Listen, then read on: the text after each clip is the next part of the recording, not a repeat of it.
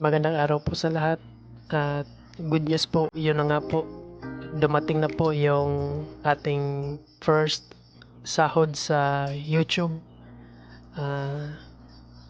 Unang-una, nagpapasalamat po ako sa Panginoon sa lahat ng biyaya na kanyang binigay at maraming salamat po sa lahat ng mga solid ka bantres na walang sawang sumusuporta sa ating YouTube channel, lalong-lalo na po sa mga solid subscriber natin na hindi nag-i-skip ng mga ads, kasi doon po tayo nagkakaroon ng income sa mga ads na pinapanood po ninyo.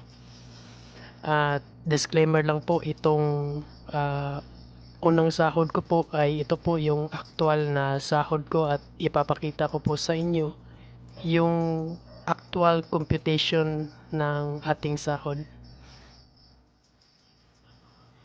Ipapakita ko po sa inyo ngayon yung ating actual computation kung magkano po yung naging sahod natin sa YouTube at kung ilang buwan po tayo nagkaroon ng sahod sa YouTube.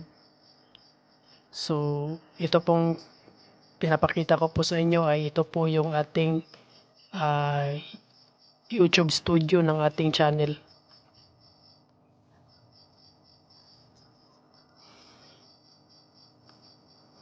So, punta lang po tayo sa YouTube studio.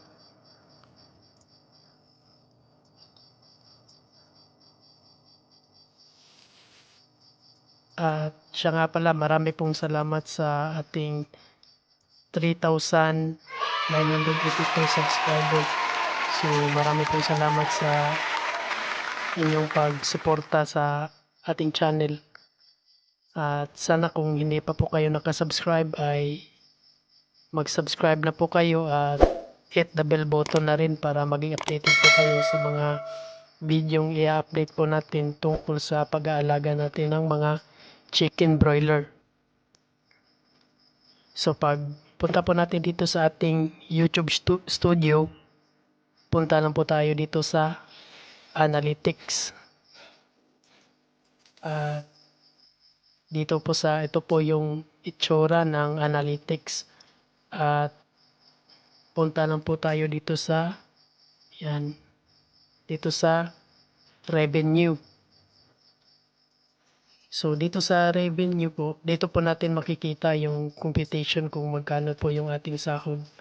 So ito po yung kinita natin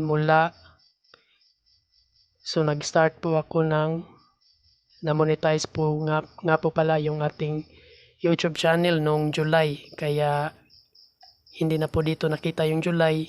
I-click lang po natin itong see more para makita po natin yung previous month.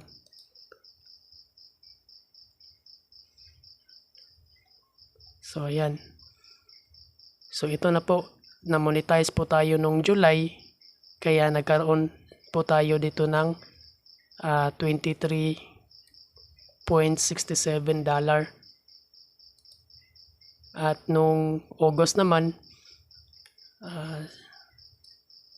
$17.62. At nung September, $17.41. At nung November, $15.60. Nung October naman, $15.24. At nung December, $12.11. So ito pong January ay ongoing po ito. Kaya hindi po ito naisama kasi nung kailangan lang pong makaipon po tayo ng $100 na threshold. Ito po yung payment threshold ni YouTube na kapag hindi pa po tayo makakaabot ng $100 ay hindi pa po tayo hindi pa po tayo padadalhan ng payment o sahod. Kaya itong from mula July hanggang December, So 7 months po tayong naghintay para makaipon po tayo ng $100.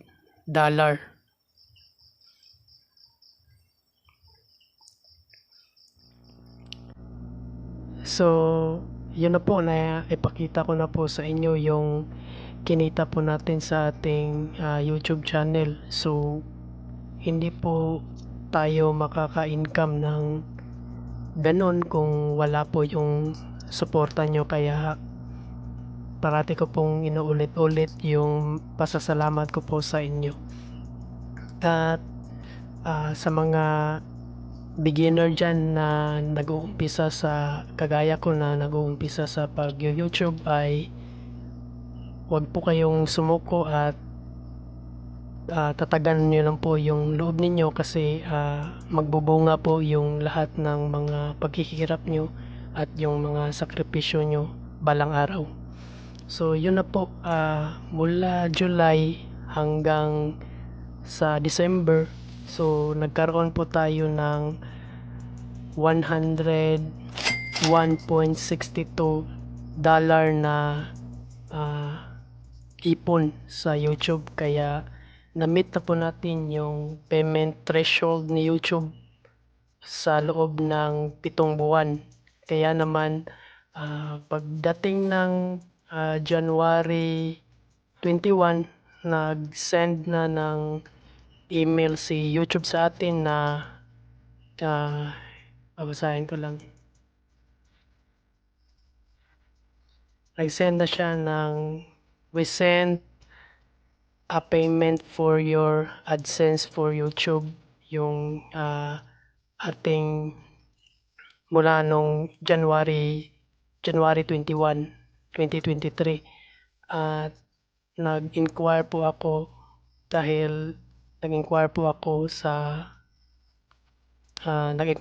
nung January 2021 hanggang January 24, at nung hanggang January 21 hanggang January 25, nag-inquire po ako sa ATM at wala pong dumating. Kaya siguro mayroon kasi siyang sinabi dito na, "If you haven't received your payment within 5 business days from the date this email, please contact your bank for more details." So napaisip po ako, siguro kailangan kong pumunta siguro sa bangko na inopinan ko ng account para i-verify yung pinadalang sahod. At sa awa ng Diyos, hindi po nangyari yun, kasi nung sa January 27, nag balance inquire po ako sa ATM at mayroon na pong laman yung ating ATM account. Kaya masaya po ako at hindi ko na po kailangang pumunta sa loob ng bangko. So eto na po yung ating sahod sa YouTube, at hindi po ito sa pagpamayabang, at ito po ay para sa mga nag-i-start na kagaya ko na may pangarap din sa YouTube. At wag nyo lang pong isipin yung kikitain ninyo, yung iisipin nyo lang po is yung nag-i-enjoy po kayo sa ginagawa nyo, at hindi po kayo naghihingi ng return, kasi hindi po ito basta-bastang makukuha, at hindi rin po ito ganoon kalaki. Sa iba hindi ganoon kalaki, pero para sa akin is malaking bagay na po itong natanggap ko na sahod sa YouTube. At kung atin pong itong bibilangin, 1, 2, 3, 4, 5, 5,000. So 5,200 po yung ating na-withdraw sa ating ATM. Ibabalik po natin yung 10% ng ating sahod sa YouTube sa ating Panginoon sa pamamagitan ng tithes. Basahin po natin ito sa Malakias chapter 3 verse 10 na dalhin ninyo ng buong buo ang inyong mga ikasampung bahagi sa tahanan ng Diyos upang matugunan ang pangangailangan sa aking tahanan. Subukin ninyo ako sa bagay na ito kung hindi ko buksan ang mga bintana ng langit at ibuhos sa inyo ang mga masaganang pagpapala. So, ito po yun ang utos ng Panginoon na yung magiging sahod po natin sa kahit anong income ay kailangan po nating ibalik sa ating Panginoon para tayo po ay kanyang parating pagpapalain.